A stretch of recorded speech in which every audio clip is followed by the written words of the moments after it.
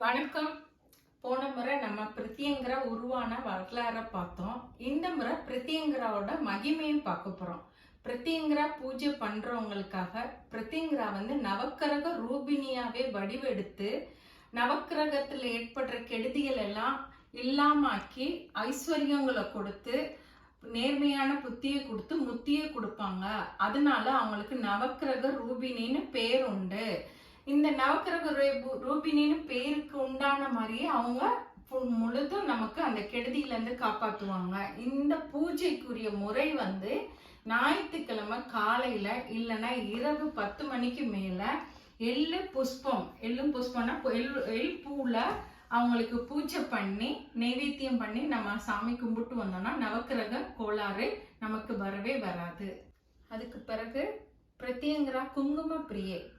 பிரித்தியங்கராக்கு குங்கும அர்ச்சனை ரொம்ப பிடிக்கும். ஆனா நீங்கெல்லாம் ஆதிபராசக்தியை எல்லாரும் வணங்குவோம். ஆதிபராசக்தியை வணங்குனா பிரித்தியங்கரா நமக்கு எல்லை தெய்வமா இருந்து காத்து நிற்பாங்க. காத்து நிற்கும் போது பிரித்தியங்கராக்கு குங்கும அர்ச்சனை பண்ணி அதை நம்ம நெத்தியில வச்சிட்டு வந்தா சூனியோன்ற தீய சக்தி நம்மளை அண்டவே அண்டாது. அடுத்ததாக நம்ம தீய பார்வையை பார்ப்போம்.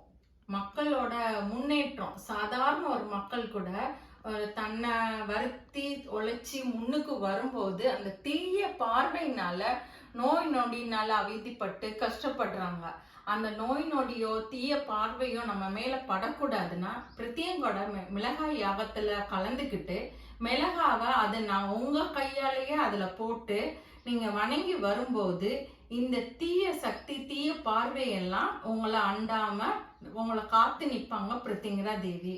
நம்ம கண்ணுக்கு தெரியாமையே நமக்கு எதிரிகள் உருவாகுவாங்க. அந்த எதிரியை நம்மளால யாரு என்னன்னு தெரிஞ்சிக்க முடியாது. ஆனா நம்ம வணங்கிட்டு வர்ற தெய்வங்களுக்கு அதுல ஆதிபராசக்தியோ சிவனோ முருகனை வணங்கிட்டு வரும்போது காவல் தெய்வமா பிரித்தியங்கரா இருந்து அந்த எதிரிகளை தவிடு பொடியாக்கி நம்மள காத்து நிக்கிறத நம்ம முழுமையா உணர முடியும். இந்த யாகத்துல கலந்துக்கலும் போது அந்த மாதிரி எதிரிகளும் அழிஞ்சிருவாங்க.